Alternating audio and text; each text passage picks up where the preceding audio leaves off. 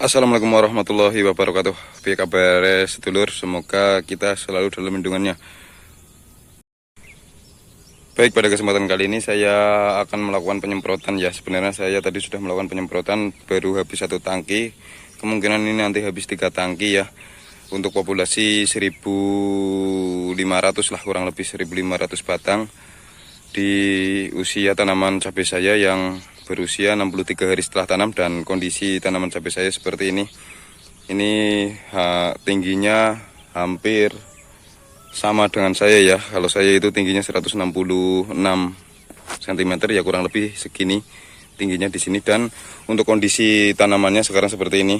Buah-buahnya sudah mulai kelihatan ramai. Bunga-bunganya itu ada yang terserang lalat buah. Bentar, lihat dari sini saja. Nah, ini kalau kondisi bawahnya seperti ini. Nah, itu yang busuk itu ada yang terserang lalat buah ya. Ini juga ada yang terserang ulat. Soalnya sudah lama saya nggak main insektisida untuk mengatasi ulat. Nah, jadi pada kesempatan kali ini saya akan melakukan penyemprotan. Pastinya nanti ada pestisida dan pupuk daun juga. Untuk pupuk daunnya saya akan menggunakannya untuk merangsang pembungaan ya, atau pembuahan, karena sekarang sudah masuk fase generatif di mana tanaman cabenya itu sudah mulai keluar bunganya ramai dan buah-buah yang bawah itu juga sudah semakin membesar. Nah, untuk pupuk daunnya nanti disimak saja apa yang saya gunakan, nanti ada penjelasannya. Opsional pupuk daun yang perlu kalian gunakan. Soalnya saya sendiri tidak terlalu fanatik dengan merek ya. Jadi yang penting saya paham kandungan yang ada di pupuk daun tersebut. Pokoknya nanti pas penjelasan pengoplosan itu nanti akan saya jelaskan sebisa saya, segamblang mungkin ya. Dan juga nanti saya akan mengatasi menggunakan insektisida untuk lalat buah ya.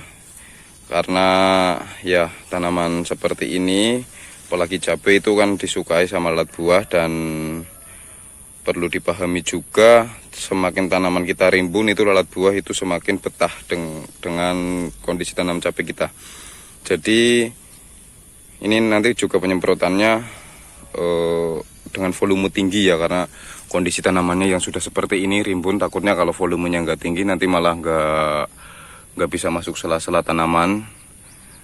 Pokoknya kan yang namanya penyemprotan tanaman cabai itu sebisa mungkin merata ya, sela-sela ini bisa ketembus semua sama obat semprot kita. Dan juga nanti ada fungisida yang dilakukan untuk pencegahan agar tanaman cabai kita itu tidak terkena antraknosa. Karena tanaman cabai rawit itu ya, kalau di sini ya, momok yang paling menakutkan itu antraknosa yang bisa menyebabkan gagal panen. Oke, kita nggak usah lama-lama, kita langsung saja menuju pestisida dan pupuk daun yang tadi saya gunakan. Kalian subscribe dulu channel ini agar saya lebih semangat membuat konten seputar pertanian, khususnya budidaya tanaman cabai dan tanaman hortikultur lainnya ya. Kita langsung ke amunisi yang tadi saya gunakan. Jadi untuk memacu perkembangan bunga atau buah, untuk merangsang pembuahan, kita bisa menggunakan beberapa produk yang kita bisa gunakan. Merek juga bebas, seperti ada pupuk khusus booster buah, terus ada juga pupuk-pupuk yang lain ya, yang bukan kategori booster buah.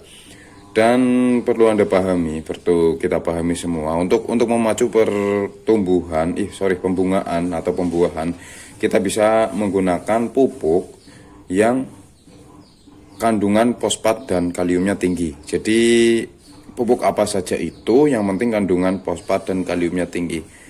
Dan pada penyemprotan yang ke-9 kali ini, saya akan menggunakan pupuk untuk merangsang pembuahan punya saya. Itu menggunakan pupuk MKP. Loh bang, kenapa harus menggunakan MKP? Sebenarnya itu enggak harus. Kalian bisa menggunakan produk-produk yang lain, seperti yang sudah nutrisinya lengkap. Ada seperti Gandasil, ada juga mungkin Kalinet. Itu juga termasuk pupuk perangsang bunga atau buah. Dan kenapa saya menggunakan pupuk MKP, karena ya memang dari dulu saya selalu menggunakan pupuk MKP, terkadang juga ada tambahannya Gandasil dan yang lain-lain. Cuman kali ini jujur saya belum ada pupuk poster buah, jadi untuk pembungaannya atau pembuahannya saya menggunakan pupuk MKP. Kenapa saya menggunakan pupuk MKP? Karena di sini ada kandungan fosfatnya 52% dan kaliumnya 32%. Jelas banget ini ya. Fosfat 52% dan kaliumnya 34%. Perlu kita ketahui bahwasanya fosfat itu seperti yang kemarin saya jelaskan ketika penggunaan pupuk ultradap. Fosfat itu untuk memacu pembungaan ya, pembungaan agar bunganya lebih serempak, lebih ramai, lebih bagus ya. Dan juga selain untuk pembungaan, fosfat juga untuk memperkuat perakaran. Nah, harapannya ketika akarnya bagus, pertumbuhan akarnya bagus, perkembangan akarnya bagus, itu juga akan berdampak positif dengan kualitas tanamannya dan buahnya. Selain itu ada juga kalium di sini ya, 34%, ini kalium 34%. Kalium itu adalah untuk memperbesar buah ya. Udah jelas ya, memperbesar buah atau membuat buah agar kualitasnya lebih bagus ya. Lebih bagus dalam artian lebih besar, lebih berbobot dan yang lain-lain. Ini ada beberapa keunggulan dari MKP karena bentuknya kristal, jadi 100% larut dalam air. Aplikasinya mudah, bisa dilakukan dengan cara ditabur atau dikocorkan atau disemprotkan ya. Terus merangsang pertumbuhan akar dan pembungaan nih, jelas banget, merangsang pertumbuhan akar dan pembungaan serta mencegah kerontokan bunga dan buah. Jadi selain itu MKP itu karena kaliumnya tinggi, fosfatnya tinggi, itu bisa untuk mencegah atau mengatasi bunga-bunga cabai yang rontok ya. Oh iya, mungkin kita atau teman-teman kita ada yang mengalami bunga cabai rontok karena faktor cuaca yang sering hujan. Perlu kalian ketahui kalau hujan itu membawa unsur nitrogen yang tinggi, jadi bisa kemungkinan karena unsur nitrogennya tinggi, fosfat dan kaliumnya jadi lebih rendah daripada unsur nitrogennya ya. Maka dari itu karena kelebihan unsur nitrogen bisa menyebabkan bunga menjadi rontok. Nggak usah panjang lebar saya menjelaskannya MKP, untuk langsung saja kita ke dosisnya. Dosis MKP di sini sebenarnya sudah ada keterangannya. Ini untuk cabai. Cabai adalah 2-4 gram per liter air ya. Atau ada juga keterangannya ini, larutkan dengan MKP Paktani dengan takaran 3-6 sendok makan per tangki. Jadi karena ini semprotan ya, kita menggunakan 3 sendok saja, nggak usah banyak-banyak. 1, 2, 3. Oke. Diaduk-aduk pastikan larut sempurna, dan selain menggunakan pupuk perangsang bunga atau buah ya, pupuk untuk pembuahan, saya juga akan menggunakan pestisida pastinya, karena setiap penyemprotan saya pasti menggunakan pestisida.